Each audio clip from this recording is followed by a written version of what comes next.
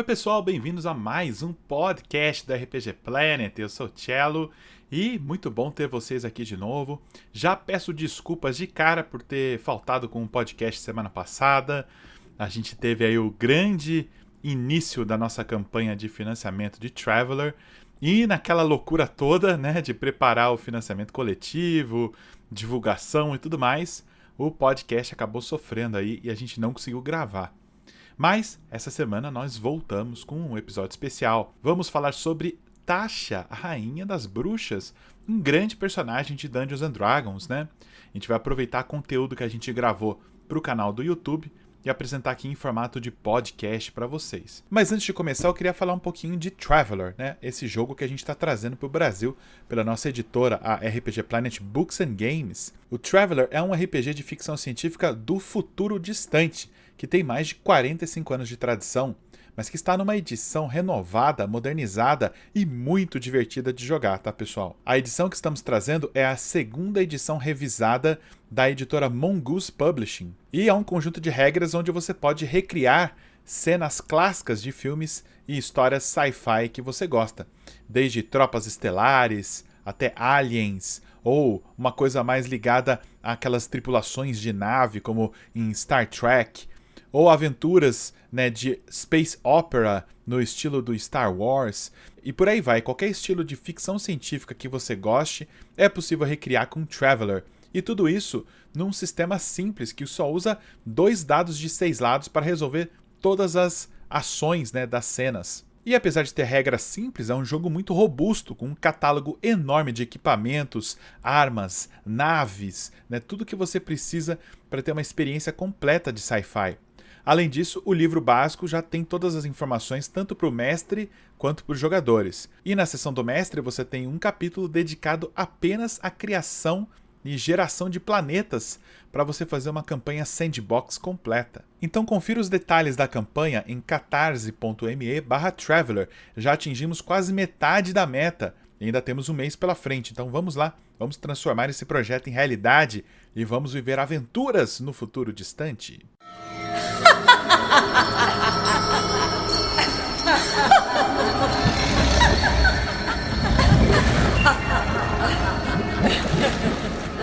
Bem, tchau, então vamos falar da Igwilf, né? Ou Tasha para os mais íntimos. Sim! Bom, ninguém sabe direito a origem dela antes, né? De quem ela nasceu, né? De quem ela é filha biológica, mas sabe-se apenas que ela é uma humana que foi adotada por ninguém mais, ninguém menos do que a rainha de todas as bruxas. Baba Yaga! Sim! Baba Yaga é, no folclore russo, né, conhecido como uma arquifada, uma entidade da floresta, que tem a aparência daquelas bruxinhas velhas, tipo aquela bruxinha da Disney mesmo, tradicional, e que mora numa cabana mágica que é sustentada ali com perninhas de galinha que andam, 2 perninhas de galinha que andam para cima e para baixo. É conhecido como a cabana dançarina de Baba Yaga. Exatamente, a gente vai falar um pouquinho mais de calma sobre isso, porque ela foi adotada e tem uma história muito bacana com relação à mãe dela, a adotiva, Cello. Sim. Mas antes, então, vamos falar por que a Igwilf tem tantos nomes, né? Ah, porque ela aprendeu desde cedo, né, que ao saber o nome verdadeiro de alguém, principalmente se tratando de demonologia, você consegue deter certo poder sobre essa pessoa. Então ela, sempre que ela arruma uma confusão, ela parte para outro lugar, muda de nome, muda de identidade, pinta o cabelo, sabe, dá um jeito, dá um makeover total, e por isso ela tem tantos nomes, porque ela arrumou confusão em vários cantos do multiverso, e por onde ela causou estrago, ela causou com um nome diferente, né? Pro BO não acompanhar ela por onde ela passa. E também, Cello, porque a Igwilf e a Tasha, antigamente, lá no comecinho, não eram a mesma personagem, né? Então foi uma forma ali de você conseguir juntar ali, né, as personagens, as aventuras e tal, com esse pano de fundo aí da demonologia, né? De cuidar ali, dela tomar cuidado com o nome dela. A Tasha, por exemplo, né, tem uma história bem fofinha, né? Porque ela foi criada pelo Gary Gygax, porque o Gary Gygax recebeu, gente, uma cartinha de uma fã, de uma criança, em giz de cera, assim, falando que ela gostaria muito que fosse criado em Dungeons & Dragons uma magia que tivesse a ver com gargalhada. E a menininha, qual era o nome dela? Tasha! E diz a lenda que ela escreveu a cartinha com giz de cera. E aí Gary Gygax, coração derretido, fez a magia famosa, a gargalhada nefasta de Tasha. Ou a gargalhada horrorosa de Tasha. Eu não lembro que foi a gargalhada nefasta de Tasha, que a pessoa não para de dar risada, ela fica incontrolável dando risada e aí ela acaba perdendo a ação dela, ela não consegue bater, ela não consegue se movimentar, nem nada. E a Igwilf, que hoje nós sabemos que é a mesma personagem que a Tasha, né, depois do retcon, ela também foi criada pelo Gary Gygax, baseado ali na mitologia finlandesa, mais especificamente num poema épico conhecido como Kalevala. E é a personagem Louhi, que é uma espécie de a bruxa terrível do norte, coisa assim. Rainha das bruxas. Então a Igwilf era uma grande vilã do cenário de campanha de Greyhawk. Depois, em Oerth, mundo de Oerth. E depois se descobriu que era uma mesma personagem, mas é claro que, né, isso foi um retconzinho bacana aí. Então agora a gente vai falar um pouquinho da história da Tasha, né? Ela é uma humana que foi adotada pela Baba Yaga, Cello. E em D&D a Baba Yaga também é uma vilã, né? Tem lá aquela cabana dela andante com os pés de galinhas e essa cabana tem o poder de andar pelos planos. Aliás, tem uma arte irada da cabana dançarina da Baba Yaga no livro do mestre de D&D. Então vá dar uma folheada lá no seu livro do mestre, o DMG, procure lá a imagem da cabana com patinhas de galinha, que essa é a cabana aí da Baba Yaga, onde a nossa personagem passou boa parte da infância, né? Exatamente. Ela foi então ali criada pela Baba Yaga junto com diversas irmãs adotivas, né? E ela com a Baba Yaga começou a aprender o quê? Magia, né? E com 10 anos de idade, 10 aninhos,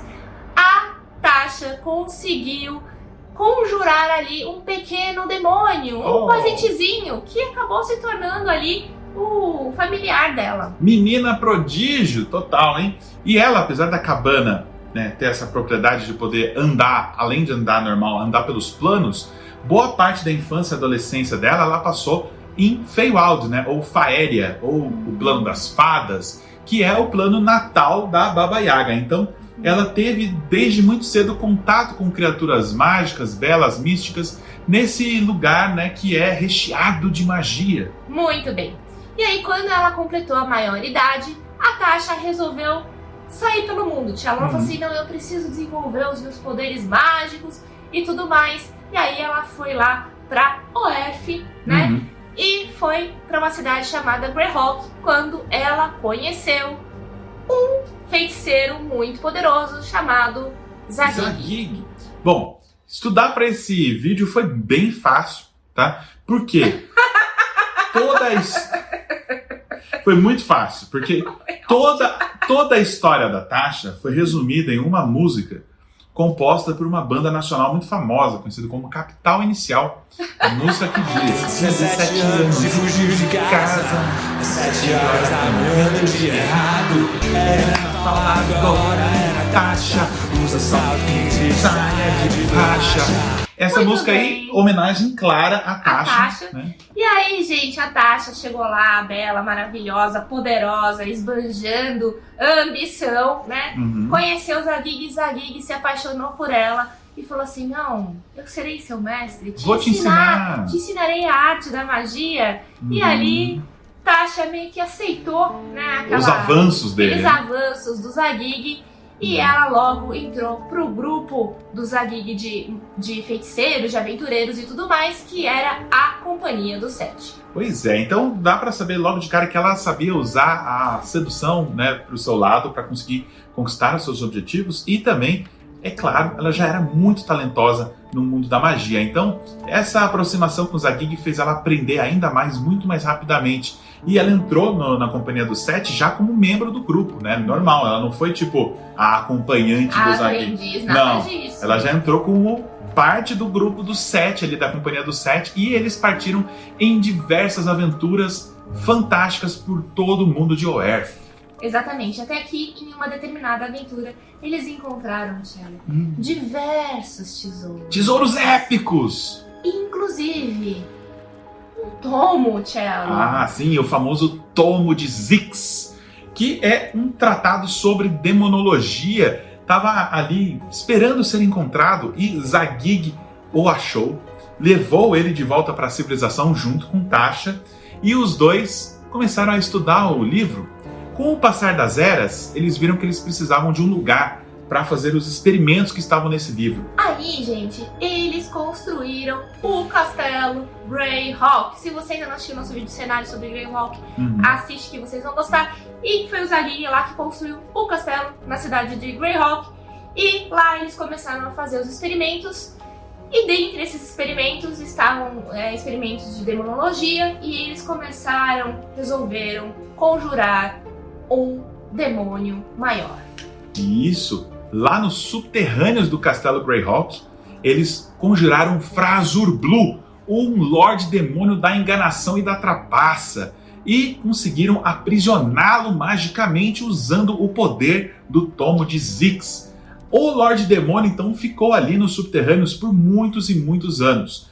E nesse tempo, a Tasha, começou a questioná-lo, a perguntar coisas para ele, perguntar nomes de outros demônios, a pesquisar sobre a natureza do abismo, e ela ganhou muito conhecimento nessa época. Só que a gente sabe que a natureza dos demônios é complicada. E mesmo que um demônio esteja ali aprisionado, ele sempre vai tentar corromper aquela pessoa que está ali dominando ele. E foi exatamente isso que o Frazur-Blue fez contra a Tasha. Ele envenenou a cabeça dela para que ela saísse, roubasse o Tomo de Zyxx para ela e abandonasse Zadig. E dito e feito, ela que já tinha uma tendênciazinha a ser serelepe, digamos assim, ela aproveitou, então, largou o Zadig para trás a ver navios e levou, então, o Tomo de Zyxx com ela e se escondeu numas montanhas ao noroeste de Greyhawk,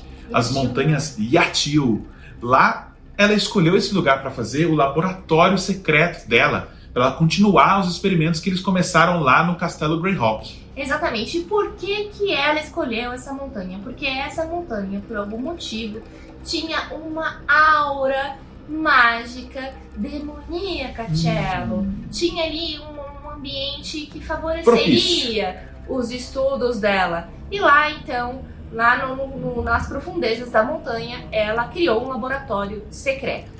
Só que ela estava sozinha, né? Exatamente. Ela estava sozinha, ela já tinha algum conhecimento, então ela começou a estudar para conseguir ali, de repente, conjurar um outro demônio para ajudar ela a continuar os estudos dela. Só que ela não tinha o poder para conjurar um Lorde Demônio de novo, porque com o Zadig junto, o poder dos dois, combinado, mais o Tomo de Zyxx, era capaz de trazer um Lorde Demônio, como eles conseguiram. Só que ela sozinha, com o Tomo de Zyxx, era mais perigoso. Era um pouco mais perigoso, então ela começou por baixo ali. Então ela conjurou Sokanth, que era um demônio relacionado ao Frazur-Blue, talvez um filho, um enteado do Frazur-Blue, ali um parente do Frazur-Blue, menos poderoso que ele, e ela conseguiu conjurar e aprisionar esse demônio menor para continuar os estudos dela.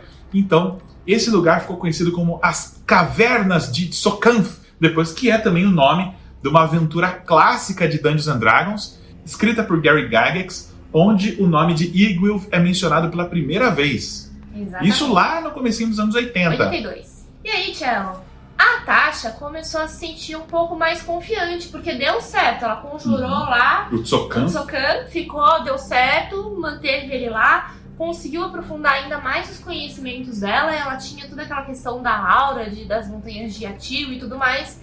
E aí, ela conseguiu finalmente conjurar um demônio maior, um Lorde Demônio. Sim. E ela conjurou quem? Grast, Cello. Grast era o mais, digamos assim, belo dos demônios, Os demônios são todos bizarros e feios. Já o Grast não, ele é bonitão, sedutor. Dizem que ele é o criador dos íncubos, Ou algo assim. Sucubus, ou da Sucubus também. Exato. Então ele é o príncipe demônio da luxúria. Eles tinham liga, gente. Eles tinham liga. A Tasha ali, começou a aprender muito com o Grast sempre ali, muito com aquela voz aveludada, com aquele negócio e tal. Apesar de ser um prisioneiro dela, Exato. ele usou das habilidades de sedução dele pra fazer ela meio que baixar a guarda com ele, né? Criar uma espécie de sincronia. Gente, o que aconteceu foi o seguinte, ele era prisioneiro dela, mas eles começaram a ter um relacionamento, o relacionamento deles era muito complicado, eles viviam brigando, era doentio o relacionamento entre os dois, tá? Mas ela ainda tinha o poder sobre ele, porque ele estava aprisionado ali. E no meio dessa conturbação toda, gente, desse relacionamento, a Tasha ganhou muito poder. Com essa informação toda, né, que ela pegou tanto do Tsokanth como do Grast, ela começou a ampliar o tomo de Zyxx com as informações que ela mesma tinha e preencher páginas que estavam em branco, né, com novas informações. E ela acabou rebatizando o tomo de O Demonomicon de Igwilf, que é o livro mais poderoso sobre demonologia que existe no multiverso de D&D. E essas modificações todas que ela fez no Demonomicon fez com que ela fosse considerada aí uma das feiticeiras, uma das magas mais poderosas do multiverso de Dungeons & Dragons, inclusive mais poderosa do que o Mordenkainen. Poder, gente, tamanho que ela dominou ali uma região chamada Perrellands, né, Tchau? Então, ela conseguiu seguidores, né? Ela também conseguiu demônios menores, conjurados e tudo mais, e montou um pequeno batalhão fervoroso de guerreiros e magos e demônios. E com esses seguidores ela dominou essa região toda de Perrellands, mas basicamente nesse período ela virou, né, uma chefe de estado, digamos assim, no mundo de Greyhawk, né, no mundo de Oerth. E ao mesmo tempo a família cresceu. Muito bem, então a Tasha engravidou do Grast, né? E desta união eles tiveram um filho chamado Ius. A gente já falou do Ius, Cello. En passant, falamos quando a gente falou do cenário de campanha Greyhawk. E o que acontece quando um demônio e uma mortal se juntam na Carneia Abissal? Eles têm um Cambion. O resultado desse cruzamento nefasto é essa criatura aí, o Cambion, que é a mistura, né, ali meio demônio, digamos assim. Meio humano. E normalmente o parto de um Cambion é o suficiente para matar a mãe, né? É um parto horroroso, tenebrex, assim. Só que Tasha é poderosa, né? Então ela conseguiu com alguns encantos, alguns feitiços sobreviver, né? Ela sobreviveu ao parto e nasceu essa aberração chamada Ius aí. Que é um dos maiores vilões também de D&D, merece vídeo. Vai ganhar um vídeo, a gente vai fazer vídeo sobre ele. Mas por enquanto Ius ainda era um bebê demônio ali com eles e ela continuou um bom tempo aí sendo a senhora de Perrellands, né? Exatamente. Só que, gente, o Grast, apesar de ter aquela relação lá com ela, ele tava cansado de ser prisioneiro. Ele é um Lorde Demônio, ele não tem que ficar sendo prisioneiro de ninguém. Ele tava só esperando, eles são pacientes também, né? Que demônios são eternos, então os mortais que aprisionam eles não sabem que eles estão sempre arquitetando um plano de fuga, nem que isso leve décadas. Bom, e como a Tasha tinha aprisionado o Tsokanth, que era um demônio poderoso, um Lorde Demônio mais poderoso ainda, que era o Grast, mais aquela energia abissal que já existia na montanha Yatil. E o Ius aí agora, o Ius, né? também. Mas os experimentos mágicos dela, toda essa energia abissal sinistra estava tão potente, tão forte, estava rompendo a barreira da realidade, estava corrompendo as muralhas entre os planos. E aos poucos começou a surgir uma ressonância mágica do abismo, que foi aos poucos, assim como uma infiltração começa a danificar a estrutura de um lugar, começou a corromper as cavernas ali e essa energia foi crescendo e crescendo. E aí o Grast cresceu o olho nessa ideia. Gente, até que um belo dia, essa fenda que estava pequenininha saiu de controle e abriu um portal direto pro abismo. E o Grast viu a grande oportunidade que ele teria ali de escapar. Pra escapar e voltar a ser livre, né? E aí o Grast foi e fez a cabeça da Tasha, falando assim, Tasha, querida, se a gente matar o Tsokanth, a gente consegue fechar esse portal, né?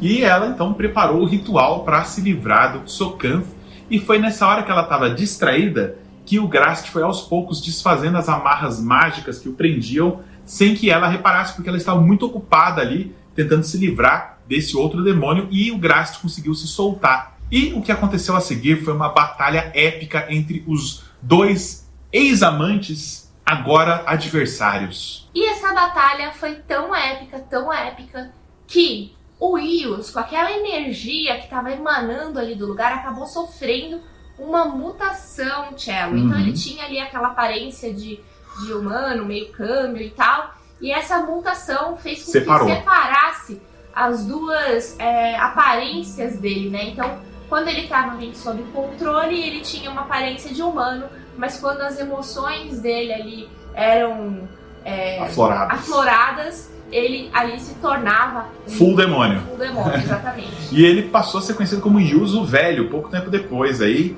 mais uma vez, a gente vai falar da história dele, que é um vilão muito bacana. E além disso, né, de ter tido essa mutação do Eos nesse momento da batalha, né, a Tasha vence o Grast. Vence e mata o seu amante. Mas morrer era justamente o que o Grast queria.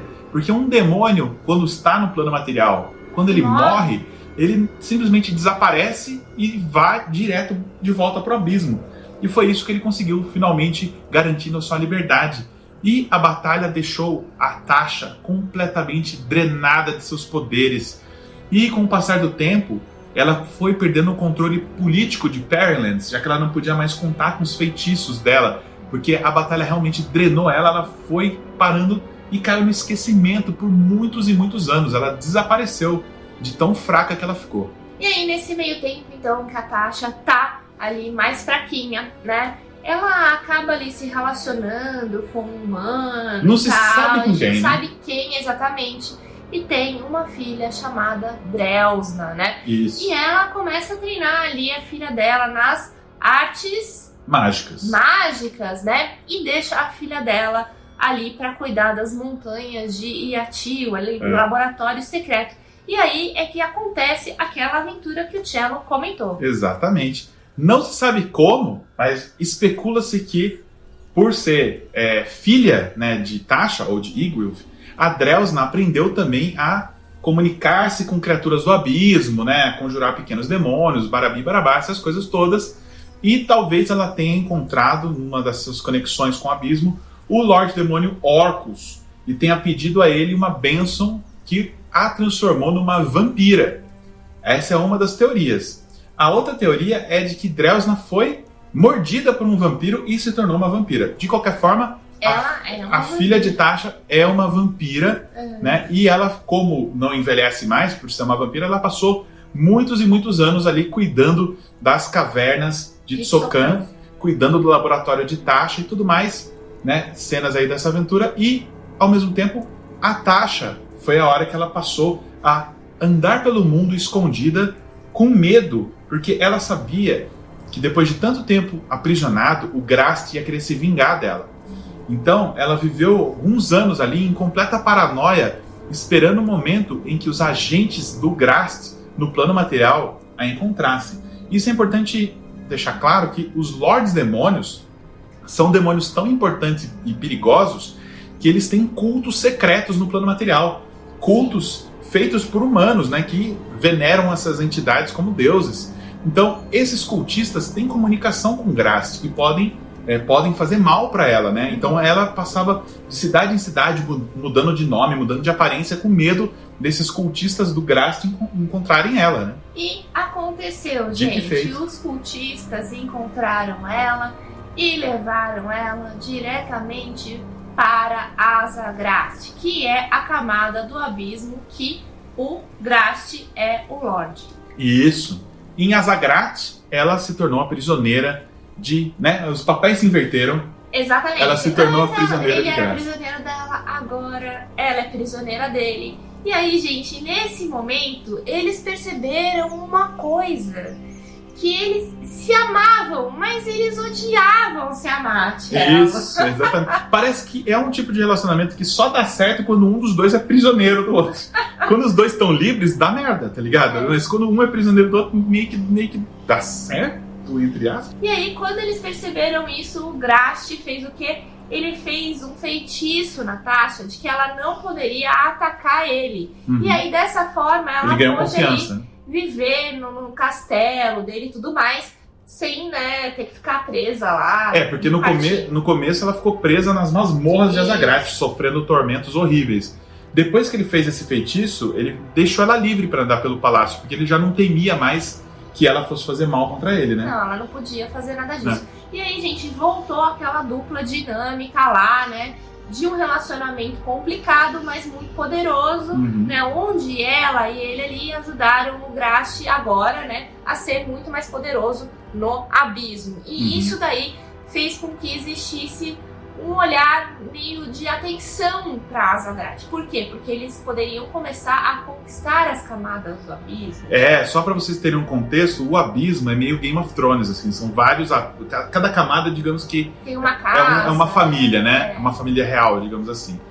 Os 9 infernos são um pouco mais organizados nesse sentido, mas o abismo também tem essa politicagem entre as camadas. E uma união tão forte, né, entre o Grast e a Tasha, né, essa união dos poderes dele deram para eles uma certa habilidade de conquistar outras camadas. Exato. E assim eles fizeram, né?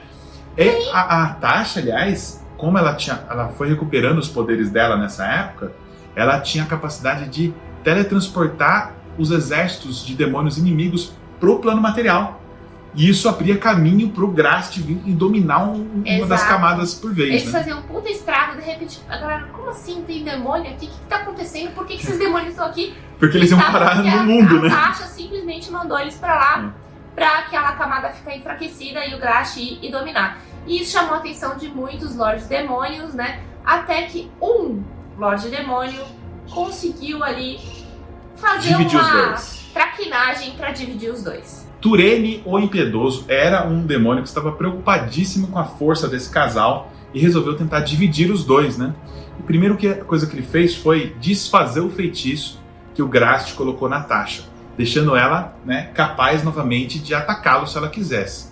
E ao mesmo tempo, ela sussurrou nos ouvidos do Grast que alguém tinha, né, secretamente ajudado a Tasha a se livrar das amarras dele e que ela estaria já planejando atacá-lo assim que possível. Então ele semeou a discórdia entre os dois e aí não deu outra, né, gente? Os dois entraram pra pancadaria. Tancaram na paulada de novo. E aí eles lembraram do que aconteceu lá atrás. Da primeira briga deles, né?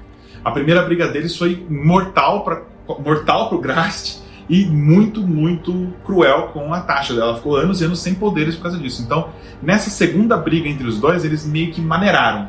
Não gastaram todos os poderes. Talvez por um resquício de amor, um não queria destruir o outro, ou talvez eles estavam pensando em não perder. Autopreservação. Autopreservação, né? Não gastar todos os poderes. Só sei que no meio do duelo, né, eles mataram um monte de servo do palácio, concubinas do Grast, estátuas caríssimas, salões de ouro. O castelo virou do avesso, detonaram tudo, tipo aquelas brigas do Sr. e Sra. Smith, assim, metralharam o lugar inteiro com magia. Até que o Grast levantou a bandeira branca e falou: ó, tá bom, eu vou te liberar. Eu vou te liberar. Não quero mais saber. A gente não vai se dar bem nessa luta. Os dois vão ficar ruins. Então, quer saber? Siga a sua viagem aí. A senhora está liberta do meu cárcere aqui.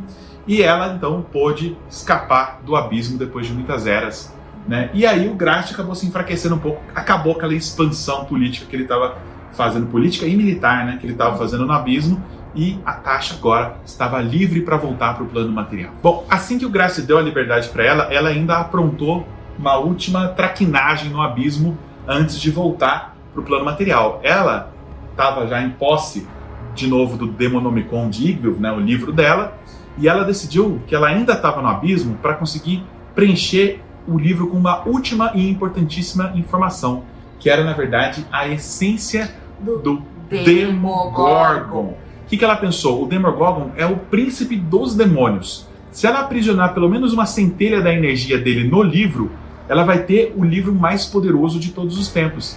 E realmente ela conseguiu, ela tinha razão. Ela fez com que o Demonomicon dela começasse a ter uma atualização em tempo automática de tudo que estava acontecendo ali no abismo. Então, nasceu um demôniozinho novo, tá lá o nomezinho novo do demônio que acabou de nascer, entendeu? Mas não foi fácil para ela conseguir isso. Para ela conseguir pegar essa essência de Demogorgon, ela teve que enganar um grupo de poderosíssimos aventureiros, invadir a camada do abismo do Demogorgon, vencer ele em combate, ou pelo menos atordoar ele a tempo de conseguir pegar uma essência dele e pôr no livro. Ela é muito inteligente. E depois ela escapou, deixando esse grupo de aventureiros para lidar com o Demogorgon furioso.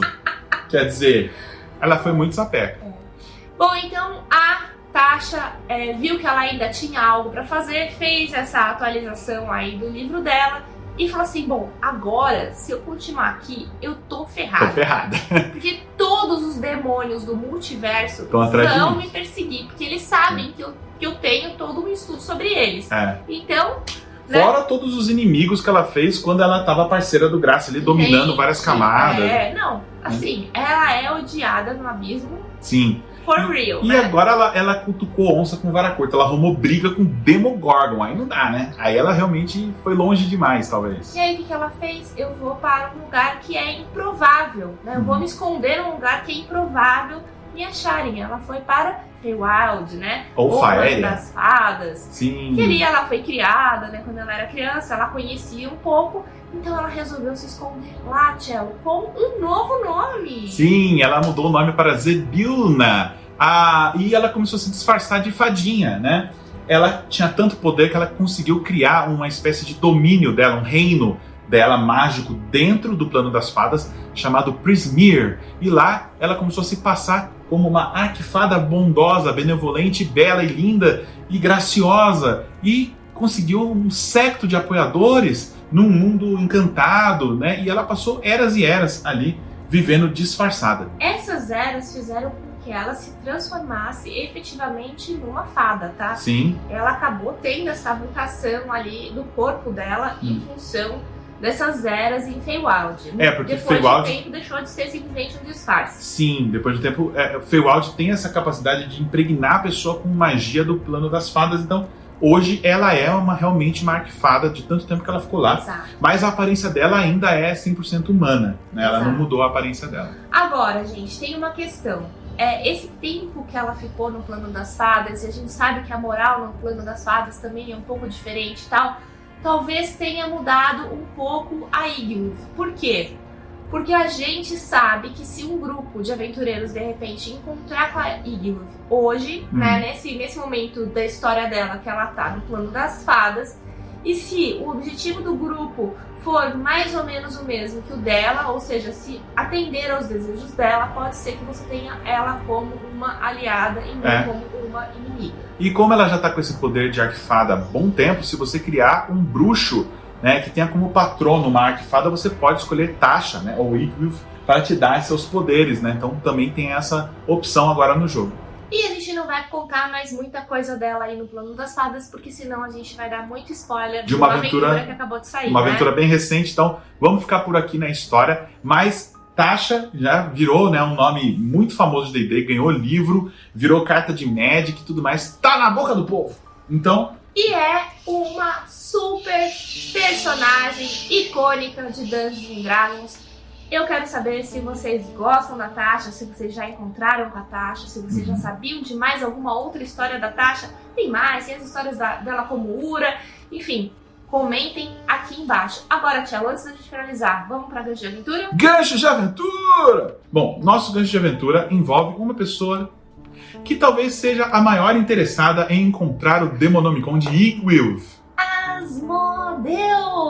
Asmodeus, para quem não sabe, já foi uma divindade, inclusive, mas é o Barão do Inferno, o Senhor de todos os diabos, né? Eles, né, os diabos e os demônios, que para quem não sabe, são inimigos mortais, né? Existe uma guerra chamada Blood War, a Guerra do Sangue, que é uma guerra que não termina nunca, é uma guerra que existe desde o início dos tempos. Talvez o Demonomicon de Ygritte já tenha tanto poder que nas mãos de Asmodeus esse item pode encerrar a Guerra do Sangue. Gente, isso porque lá no Demonomicon tem todos os nomes dos demônios. Tá atualizado. Você consegue controlar. E tá atualizado em tempo real agora que tá com um fragmento de Demogorgon lá, né? Então ele, né, sabendo disso, ele precisa seduzir um grupo de aventureiros, porque ele mesmo pessoalmente não pode ir pro plano material. Exato, sem levantar ele tá suspeita. Preso também, né, ele é um prisioneiro do inferno, então ele consegue com os seus sussurros sedutores ganhar a confiança de um grupo de heróis, que vão ser os jogadores, né? Exato, que não sabem que estão sendo contratados por Asmodeus, né? tá? Nem nada assim. Mas a missão deles é viajar até as montanhas Yatil, porque vocês lembram que foi aquele laboratório, né, que a Tasha viveu por muito tempo, né? Exatamente. E lá nas montanhas eles devem tentar achar objetos pessoais da Igwilf para que o Asmodeus, né, depois receba esses objetos e veja qual teve uma conexão muito forte com a Tasha. Porque esse objeto pode ajudar ele a fazer alguma coisa para achar a Tasha, finalmente. Então, o grupo vai ter essa primeira missão que já vai ser complicada, porque as montanhas Yatil já é heavy metal. É um lugar perigosíssimo, cheio de demônios antigos que foram congelados lá naquela época e que ainda estão por lá. Tem a Drelsna que ainda pode estar por ali, a filha vampira, né, da Tasha. Quem sabe não aparece um Yus também no meio da história. Vai ser já difícil achar um item dela por lá, né? Além disso, depois que pega o item, né, o Asmodeus vai querer fazer o ritual mágico para saber, através desse item pessoal dela, aonde no multiverso ela está. Isso não é um ritual fácil de fazer. Não. Para conseguir fazer esse ritual, ele tem que mandar agora o grupo para um outro lugar também difícil, né, de difícil acesso, que é a Cidade das Portas. De repente, Sigil. Ai, é muito legal, porque eles têm que conseguir alguns itens para poder fazer esse ritual. E faz sentido o ritual ter que ser feito em Sigil, porque o Sigil é a cidade que conecta todos os planos. Exato. Então, se você fizer uma magia de localização lá, vai meio que permear todo o multiverso, né? E vai conseguir localizar a pessoa. E aí, então, tem já duas etapas. Duas etapas. De aventura, e aí chega finalmente na terceira etapa que é invadir o plano das fadas em busca de Zebilna, né? Que vocês descobriram que na verdade é Tasha. E, de repente, agora, decidir se você vai continuar com a missão de Asmodeus. De repente, o grupo descobre que eles estão amando de Asmodeus. Se eles vão cumprir agora essa missão e encerrar a Guerra do Sangue, ou se eles vão mudar de ideia, porque a Guerra do Sangue é importantíssima para o equilíbrio do multiverso. Exatamente isso que eu ia falar. Sem a Guerra do Sangue, os diabos teriam potência e força bastante para dominar o multiverso, né? Sinistro. Campanha épica, e não foi um deixo de aventura, foi uma campanha épica que a gente deu. Foi mesmo. Muito bom. Bom, gente, espero que vocês tenham gostado aí do nosso gancho de aventura. Comentem aqui embaixo ideias para colocar a Igwilf na sua aventura e também as experiências que vocês tiveram com a Tasha. É isso aí, pessoal. Tchau! Tchau.